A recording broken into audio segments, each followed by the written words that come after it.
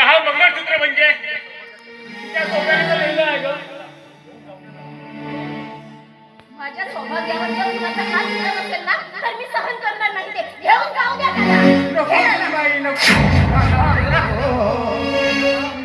अरे राधा, हा मंगळसूत्र तू माझ्या हाती दिलं, तुझा संसार जळून खाक करेल.